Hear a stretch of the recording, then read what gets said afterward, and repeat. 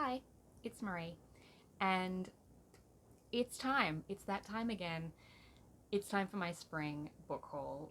Today I'm going to be showing you all the books I acquired between the start of September and the end of November. There are 16 books here, I think, and they're all physical books. This season I didn't get any ebooks or audiobooks, which is, a problem, but can't do anything about it now. So let's get into it.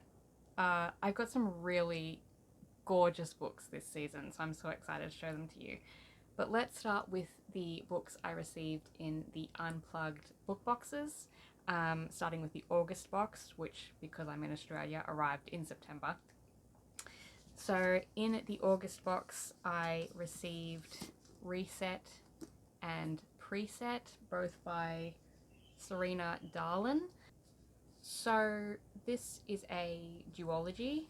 I think Reset is like the first one, and then Preset is like the prequel sequel, if you know what I mean. And I believe it's a uh, like a dystopian sci-fi romance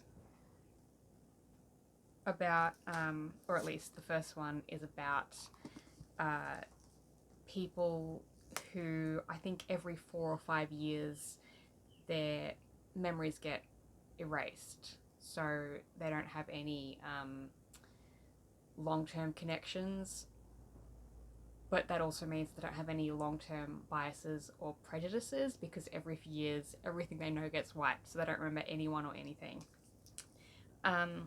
And then I believe shortly before some memories are going to be wiped, some two people meet. I think there might be a dream involved, and I think they fall in love and they want to try to avoid the memory wiping. That's vaguely what I remember. And then Reset, or no, Preset, is, I think, how all of this society came to be. In the September box, I received Truth in Blue by Mireille Amel.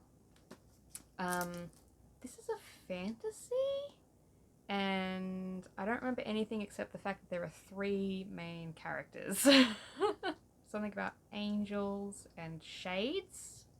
Battle for souls while the devil sips his tea. One country, two races, four realms. Hang in the balance where when love and loyalties are tested. It sounds like it's just going to be, I don't want to say generic fantasy, but I am. But not in a derogatory way. It just sounds like it's got a lot of those, it's what, you pick up a fantasy book and you expect characters who have nothing to do with each other to meet and have to go on some kind of quest to save the world or whatever. In the October box, I received A Long Time Dead by Samara Briga. This book was already actually on my want to read list, so that was very convenient for me. This is a like gothic horror romance with vampires, and I believe the romance is between two women. I also received one of my most highly anticipated books of the year, Cassiel's Servant by Jacqueline Carey. I'm so excited for this book. This is book 1.5 in the Kushiel's Legacy series, which is, in my mind, it's like the OG fantasy romance. It's about a courtesan spy, basically, named Phaedra, who gets pulled into all sort of political machinations in the royal court. And this book is about Jocelyn, who is Phaedra's bodyguard. And they eventually become, they fall in love and become just the most incredible couple. I love them so much. This book is told from Jocelyn's perspective. And Jacqueline Carey has been talking about writing this book for so long, like years. I first read the series when I was like 15, and I'm now over 30. So I've been waiting almost half my life for this book. Another one of my anticipated releases for the year was Masters of Death by Olivia Blake. This is the Waterstones exclusive edition, which means it's a bit special. Got this lovely cover. I really love this shade of green. It's very eye-catching. But it's also got skulls on the edges and these really nice illustrated end papers.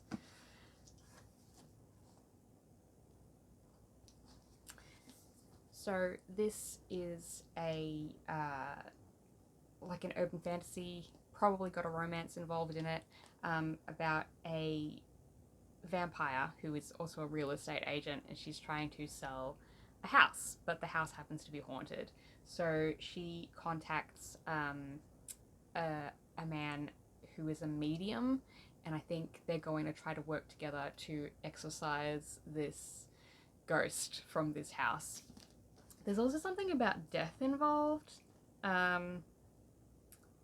The medium is the godson of death. In September, we got the last issue of Fence Redemption. This is volume 4 of 4. And these 4 issues are going to be bound together to create volume 6 of the graphic novel series. Fence is a series about a fencing team at a boys' boarding school. It follows primarily Nick, who is a scholarship student, and he's trying to be the best, and then also his roommate, Seiji, who is like ranked number 2 in the world, and he also wants to be the best for similar but different reasons. And they have a slow burn romance happening at the same time. Also this season, I picked up some unplanned purchases. One of those was The Bone Season by Samantha Shannon. This is the 10th anniversary edition. It's been re-released and revised. I don't know how much has changed between this version and the original, because although I did try to read the original version a few years ago, I didn't finish it. But I was interested in it. I think this is maybe another one that just wasn't for me at the time, and I wanted to come back and try it again.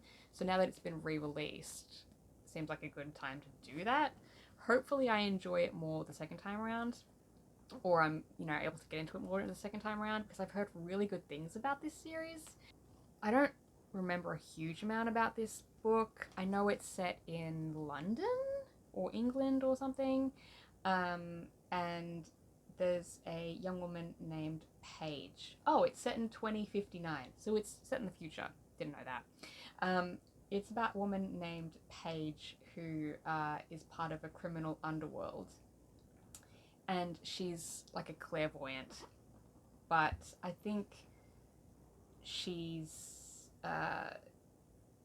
like this her sort of underground community exists illegally, and she I remember that she gets arrested or captured or something and taken away to a different place where she meets, I don't remember what he was or who he was, but he was some kind of higher up. I don't think he was a general, but something like that, some kind of rank like that. But they're the enemy, basically. So I don't know what his deal is. I don't know where this series is going, just that I've heard really good things about it. Possibly my most random purchase of the season was Twisted Love by Anna Huang. This is a romance, an adult romance. I think it's a billionaire romance, by which I mean the man is super rich. I don't think it's a dark romance, but I could be wrong. I think it's more that he's a bit morally grey. Also, when I bought Twisted Love, I picked up Fairy Tale by Stephen King. I mean, I've read one book by Stephen King in my entire life. It was, Eye of the Dragon, I believe, which I think is an old one and not super popular. This is another fantasy by him, although I assume it's got darker sort of horror elements because, again, it is Stephen King. I don't know a huge amount about it off the top of my head. It's about a high school boy named Charlie. He's 17, he meets a dog and her owner, who is a recluse who lives in a big house on the top of a big hill, because of course he does. Oh, and there's a locked shed in the backyard. Love that. So then the owner dies, and Charlie is left a cassette tape telling a story no one would believe. Inside the shed is a portal to another world. Right. That's why I was interested. So I've never been interested in Stephen King's horror novels. This one sounds more fantasy-esque with horror elements, possibly. And that does interest me. I finally gave in and purchased Fourth Wing by Rebecca Yarros. If you haven't heard of Fourth Wing by now, you must have been living under a rock or come out of some alternate dimension or something, because the world's obsessed with this book and this series. It's about a young woman named Violet who is basically volunteered by her mother to enter the Dragon Riders cadetship training camp sort of school. And Violet is at a physical disadvantage because she was born with a condition that, like a chronic illness, leaves her with a lot of chronic pain, and means her bones and joints are physically weaker and more prone to breaking, which would not be a problem, except that in the Dragon Riders training school, it's literally you live or die. So there are a limited number of dragons and too many riders who want those dragons. So if you die as part of the training camp, then too bad for you, you're not getting a dragon. Also, the cadets are literally out there trying to kill each other, because the more people that they knock out of the running, the higher their chances are of getting a dragon for themselves. So that's what Violet's situation is. She also meets a older cadet named Xaden, who is the son of a former rebel leader who was executed. And so they've got an enemies to lovers romance that they're dealing with as well. So I bought that, and then I also bought Iron Flame, which is the sequel. I haven't quite finished this one at the time I'm filming. Fourth Wing and Iron Flame.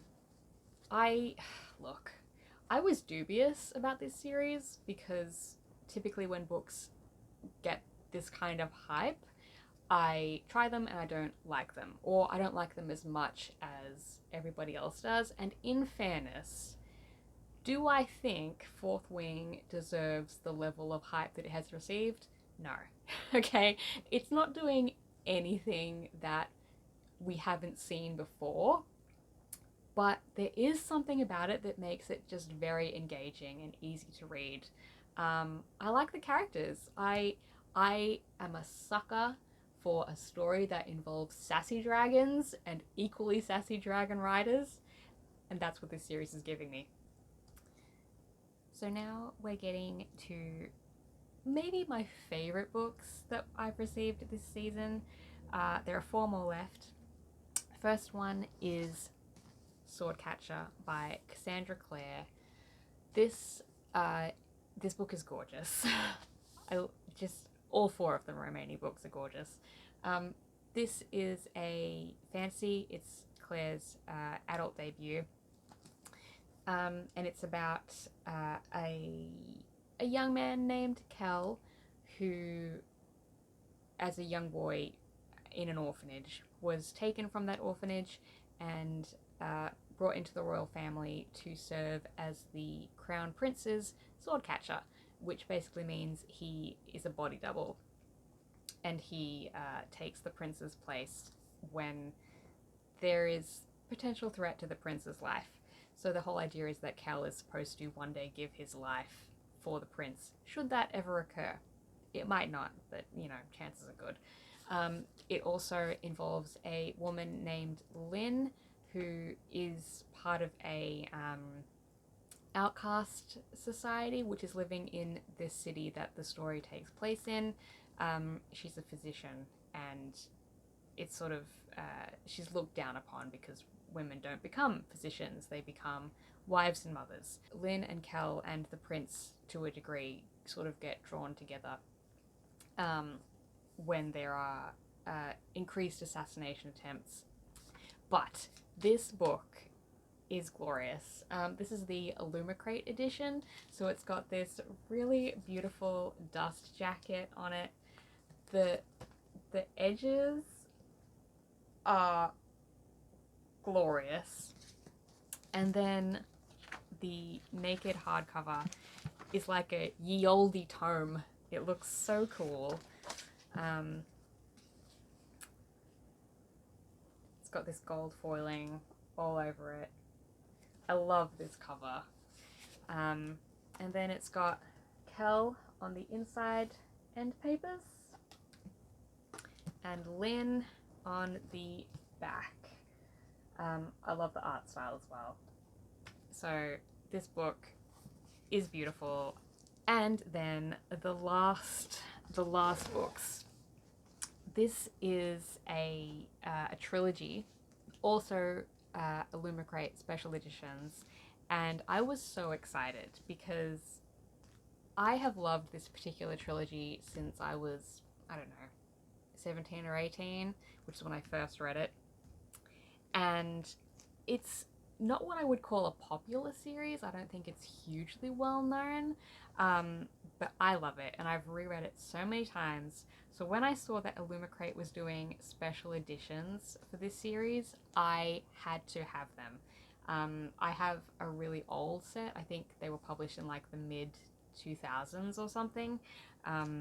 So I have this new set now, and they are, I can't even tell you how much I love them. Before that though, I will tell you that it is the Black Magicians trilogy by Trudy Canavan. So in order, that is the Magician's Guild, the Novice, and the High Lord. And these covers, oh my god, they're beautiful. Let me show you. So Magician's Guild is book 1. This one has red edges. The naked hardcover has this beautiful gold foiling. It's got a quote on the side. All of these books have a little message from the author inside, which is really cool. And they all have end papers, like illustrated end papers. So this one has Sonia, and I think this is a man named Rothan. So this is a good time to tell you that this is a fantasy series about a young woman named Sonia, this woman, who lives in the city of Imarden, and she discovers one day by accident that she has magic. And this is unusual because she is lowborn. She's a commoner. She lives with her aunt and uncle, and, you know, they're struggling for money. She's sort of got friends in, like, the little thieves guild, sort of. And so part of this city of Imarden is the Magician's Guild. And every year, magicians go out and test the children of the noble families to see which of them have magical ability and how much, and then the best ones get taken into the Magician's Guild as trainees and novices. But they don't test the common children, because why would they?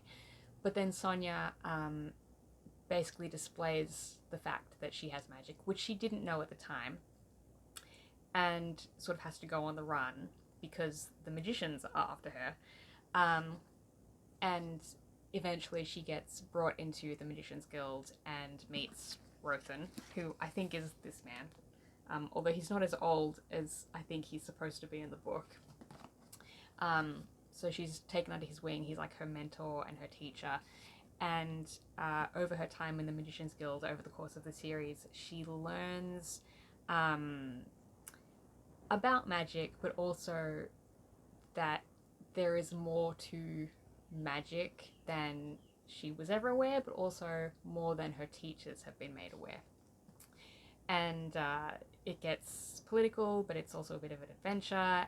There's a romance in it towards the end, and it's one of my favorite series. So to have these amazing editions is very exciting for me. So that was book 1. Book 2 is The Novice.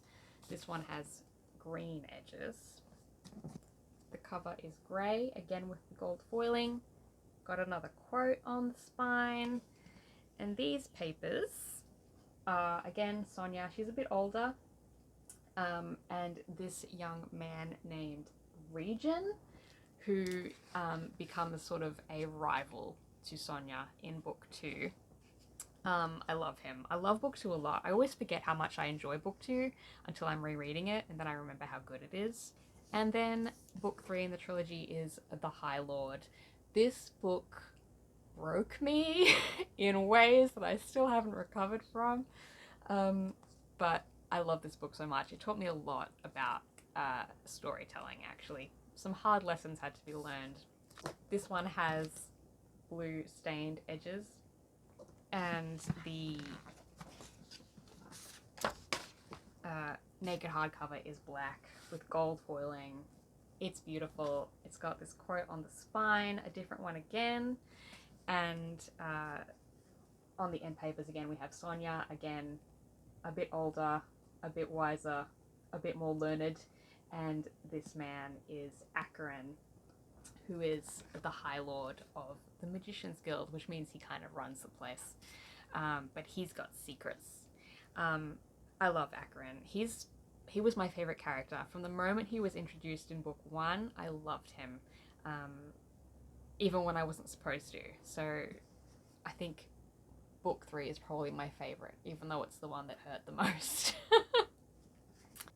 And that's it. Those are the books that I acquired over the spring season. There are so many books in this set that I love and that I'm excited to read. And I'm so glad that I got to share them with you, because there were some really nice looking books in this batch. If you'd like to know more about the Unplugged books, I have a link in the description to my unboxing playlist, so you can find all my unboxings there. I go through the books in a bit more detail if you're interested in those ones in particular, but there are also links to all the titles below as well if you want to look at one in particular. Let me know if you've read or loved any of these books in this haul, or if there's any that you're maybe interested in reading yourself. I would love to know what your opinions are. But in the meantime, I hope you're having a great day wherever you are, and I'll see you next time. Bye!